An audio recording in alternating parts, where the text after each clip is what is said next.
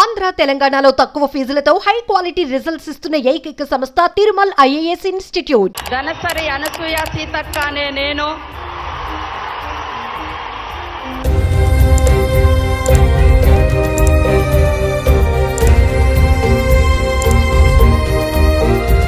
ఆమెను చూస్తే జనం పరుగులు తీస్తూ వస్తారు.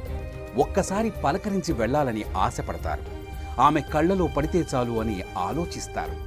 ఆమె ధనసరి అనసూయ అలియా సీతక్క.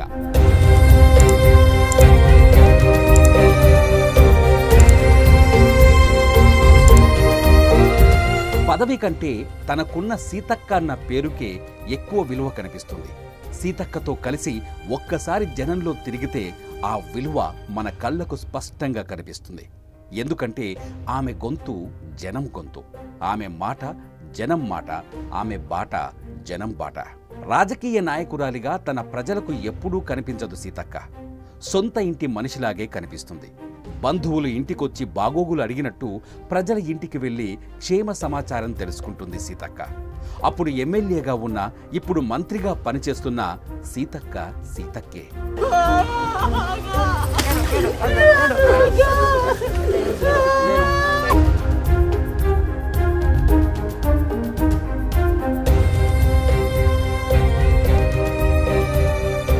పద్దెనిమిదేళ్ల వయసులో రాజకీయాల్లోకి అడుగుపెట్టింది. పేదల కష్టాలు తీరాలంటే ప్రజాదారి కాదు, ప్రజా పోరు సాగాలనుకుంది. పుస్తకాలను పక్కన పెట్టి చేతిలో తుపాకీ పట్టింది. అడవి దారుల్లో నడుస్తూ గిరిపుత్రుల కోసం పోరు నడిపింది. భూస్వామ్య వ్యవస్థపై పోరాటంలో నక్సలైట్ సీతక్క ఆరితేరింది. 100 ఏళ్లుగా కుళ్ళిపోయిన సమాజాన్ని మార్చాలంటే తుపాకీ సరిపోదని, సమాజానికి దూరంగా అడవిలో పోరు చేస్తే పేదవాడికి సమానత్వం అందించలేమనుకుంది సీతక్క. యుద్ధం అడవుల్లో కాదు, ప్రజాస్వామ్యంలో చేయాలనే నిర్ణయానికొచ్చింది. మిలిటెంట్ యూనిఫారంను, తుపాకీ బుల్లెట్లను వదిలేసి మళ్లీ జనజీవన స్రవంతిలో కలిసింది. గన్ను వదిలేసిన మరుక్షణమే పెన్ను పట్టుకుంది. ఆగిపోయిన తన చదువును మళ్లీ మొదలుపెట్టింది. 2001లో LLB చదివింది. ఇటు చదువును సాగిస్తూనే అటు సమాజ సేవలో పాల్గొంది. కొద్ది కాలంలోనే ప్రజల్లో మంచి గుర్తింపు తెచ్చుకుంది.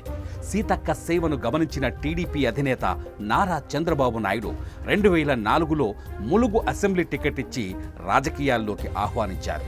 కానీ తొలి ప్రయత్నంలో ఆమెకు ఫలితం రాలేదు. 2009లో సీతక్క మళ్లీ ఎన్నికల బరిలో నిలబడ్డారు.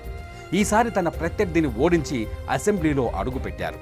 అలా మొదలైన సీతక్క రాజకీయ ప్రయాణం ఇప్పుడు ఆమె రాష్ట్ర మంత్రి అయ్యే వరకు కొనసాగింది.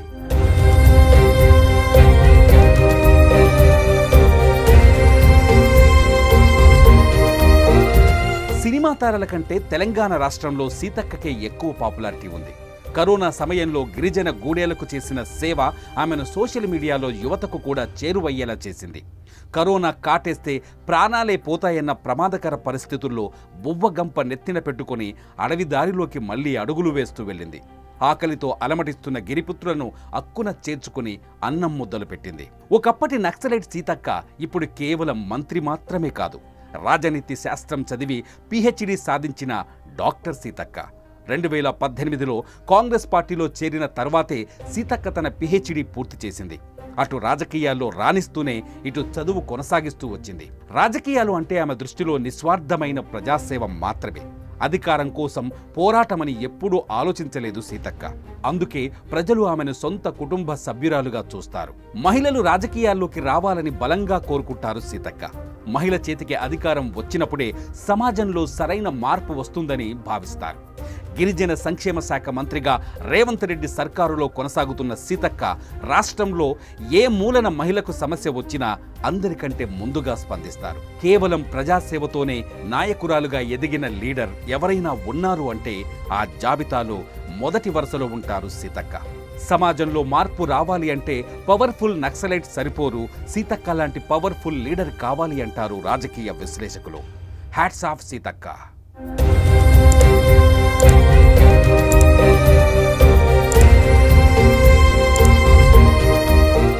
మీ బిజినెస్ ఏదైనా మీ ఊర్లో ప్రమోషన్ చేయాలంటే అది సుమన్ టీవీతోనే సాధ్యం. ఇప్పుడే సంప్రదించండి.